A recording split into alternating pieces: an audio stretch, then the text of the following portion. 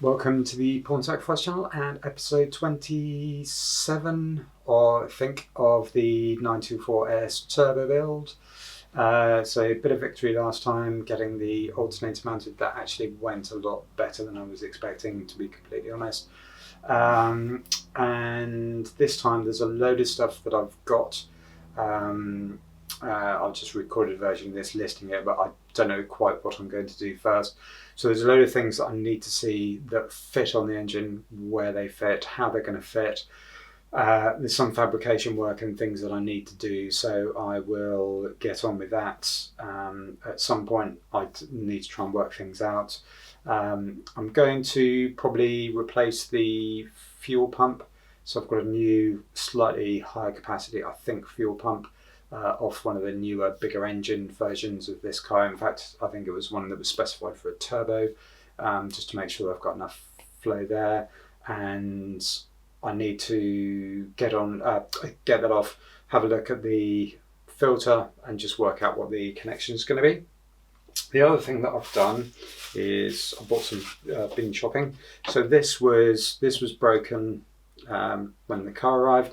This is the original coolant takeoff, which has been blanked. Now the problem is that this section here, which houses the temp sensor, is hitting the bulkhead or the firewall and transmission tunnel. So I've come up with I went through having a look online and looking at lots of different ones for different various models of this car or versions of this engine, and I've found this one, and I've now got what I think might be a good bad idea on how to essentially modify this. So the sensor housing is the only part that's bashing into the firewall, so I've got an idea of something I can do about that. So I'm going to have a look at that. Like I say, it's probably not the best idea, essentially cutting and plastic welding, which is something that I've done before. So I'm going to see how I go, and I think what I am going to do is just use this outlet, so transfer that housing down to here, cut some of this off, and then use that to block the hole that's going to be left. So it sounds relatively simple, but you can never quite tell with these sorts of things. So this time, is because it's a bit more delicate and because it's plastic, I'm going to be using the Dremel rather than the old angle grinder, which will make a nice refreshing change. So yeah, let's have a look and see what we can do with this, and I'll talk you through what I'm doing and how I'm doing it as we go.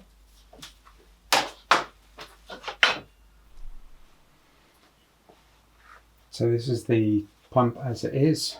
I'm hoping that if I can make a neat enough cut around here, I don't know if you can see, but essentially the hole there is actually quite small at the back. So yeah, if I just try and cut just underneath there all the way around, and yeah, just along here, hopefully that'll be okay. And this section I'll just cut straight across once I've got an idea of the size on there.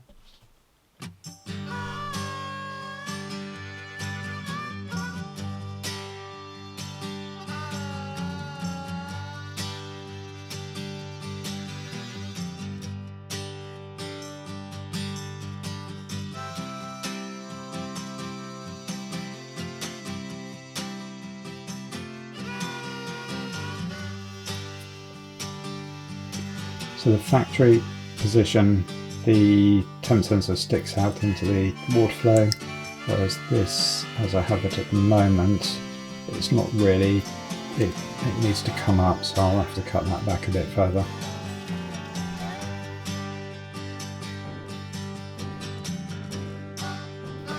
Right, now that's done, and it's kind of hard to show, but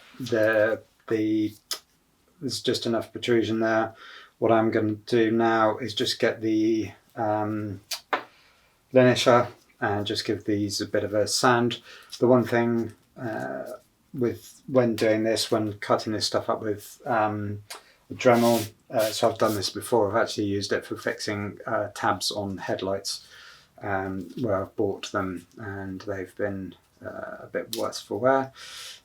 Is just to not run anything too fast, because what you will do is what we do running it too fast, essentially just heat everything up and then melt it, which at this stage you don't want. We're going to be doing some melting in a little bit.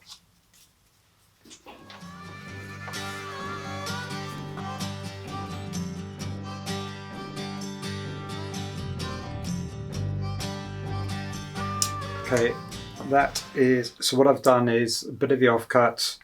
I've just made it so that it fits roughly over the hole that I made, and actually this shape is kind of in keeping with what was already there, and then that is now nicely flattened down to fit on, and the sensor should just poke through the hole really nicely.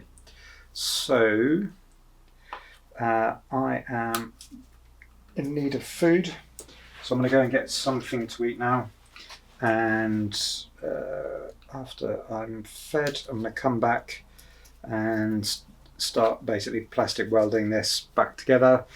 What I am going to do, or essentially that will be using a soldering iron, and essentially some of this will be reused for filler. So I'll get the main bits attached and then start getting everything sorted around it. But yeah, this might just do the work. I did check and it does fit on the engine, which is a good thing.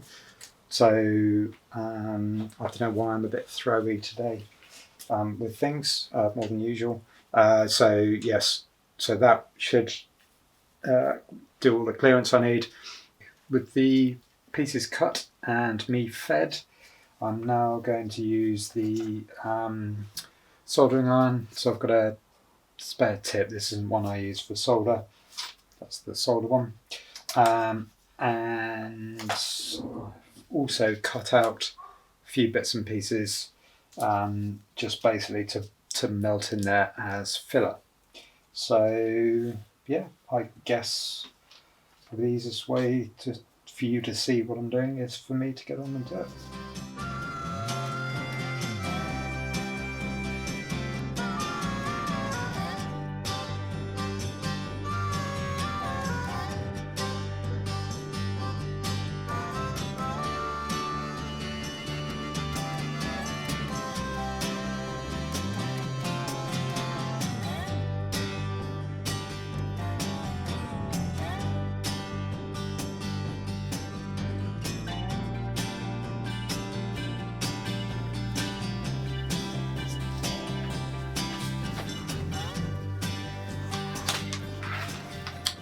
What's another thing? Respirator. This is pretty nasty, where you're basically melting the plastic. So I'm going to step out in a second once I've finished explaining myself, and just let things air out a little bit. Anyway, that's the first pass of that piece. I don't know if you noticed, but the thing itself actually sort of was there and essentially airtight, just adding a lot more plastic in just for strength there. So that's good. Yeah, so a little bit of a break and then on with the next piece.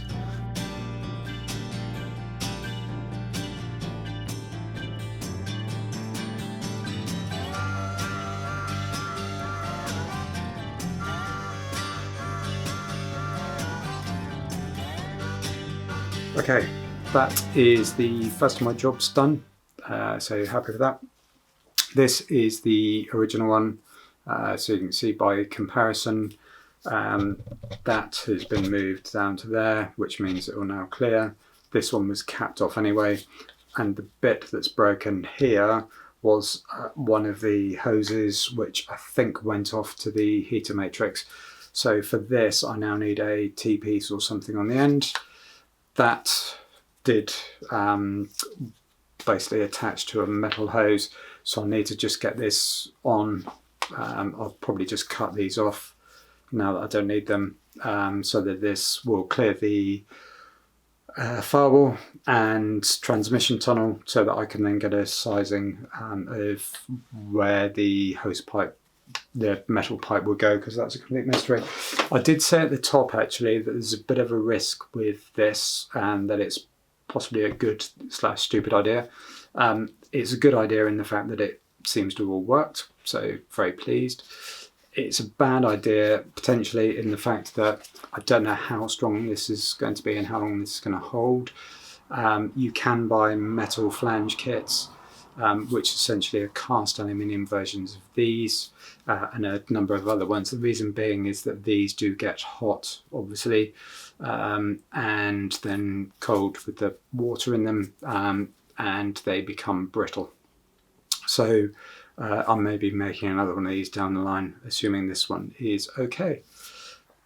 So last night I took this inside. I basically fitted the temp sensor and took one of the bung caps off of the radiator and just used that to get it tight. Then filled this up with hot water, and there was 1 or 2 little leaks which I need to sort out. Ultimately I ended up filling the inside with a bit more plastic, melting that in there.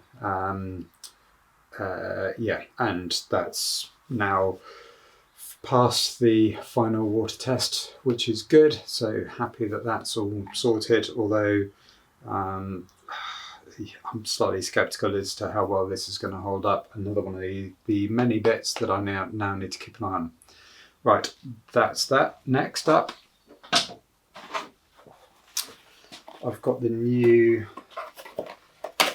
fuel pump. So this is essentially a slightly, well, actually it might be exactly the same, but given the fact that this is going to be running more power and is going to be boosted, I want to fit a new fuel pump.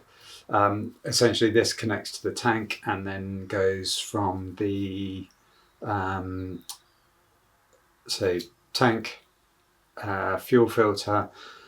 What I need to do is take the fuel filter off, get that out, and just check the size of the connection. And the reason for that is the fuel lines that are going to be made up to go from the back of the car up to the front, and then the return line, and I just need to get the sizing for those. So the easiest way to do it is going to be to take that out, have a look, and try and work out what size of connection is on there. I'm not sure how much of that I'll film getting things off, but yeah, let's have a look. So I've already removed the fuel hose and capped it off with the little green rubber bung from the new one, disconnecting the bolt that's holding on the union joint. Just try and catch as much of the petrol coming out as possible. And then when that's done, just remove the 2 power lines, or power line and neutral.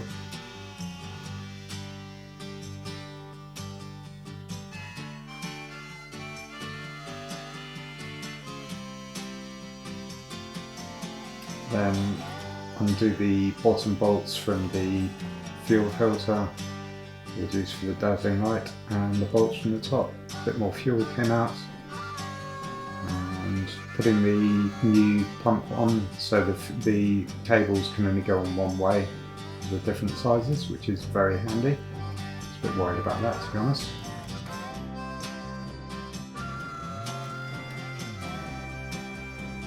And loosely refitting the fuel hose and positioning it in place, and putting up the feed line, just tightening that up. That's the new Bosch fuel pump in.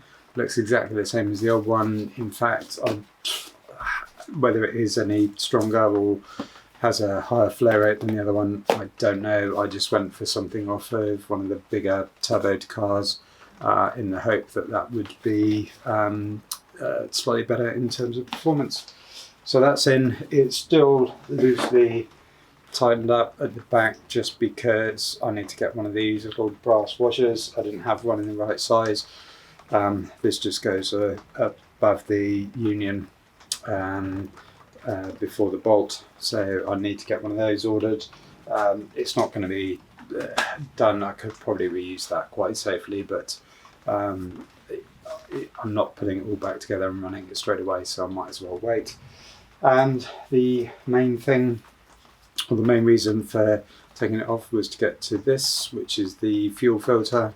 So this is just you basically just in line. There's 3 different connections on this actually, so what I'm going to do is just have a look and see what suits in terms of getting an adapter.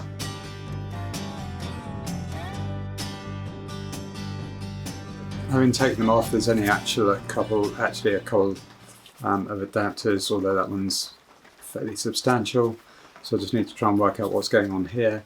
I'll have a look at I think this probably needs replacing anyway. It's dated 2016. The car's not done very many miles. I'll check how long or how frequently these are supposed to be changed, but chances are I'll need a new one now. And hopefully something will be able to tell me exactly what this connection in here is. Ideally, I'd like to just get an adapter or use this one so that I can essentially connect the hose directly up to this. Whoops. But that will remain to be seen. And that's another couple jobs off the list, which is great news. Appreciate that with the fuel system part, I'm only a bit of the way through it, and I've still got to get all the measurements done to get the lines going from the back to the front. And the water coolant takeoff on the back of the engine means that I've pretty much now got an idea of where I am with regards to the lines. It's a bit of a mess at the moment, and for instance with these hard pipes, there's certain things which aren't going to quite fit and are going to need cutting down. So still plenty to do. I can't remember what I'm going to do next. Oh, so next really, which I'm not going to film, is me having a look through all of these bits and pieces and just trying to work out what I need to order in terms of hoses, connectors, and so on and so forth. So a bit of homework for me on that front, but yeah, it should be all coming together now, and I need to start at some point going through the wiring. So as always, thank you for watching. If you've made it this far, apologies if the image brightness has been a bit all over the place this week. I've got a new camera, putting the filming on the iPhone behind me, although it seems from initial footage it's going to be a bit more difficult to get this right, so we will see.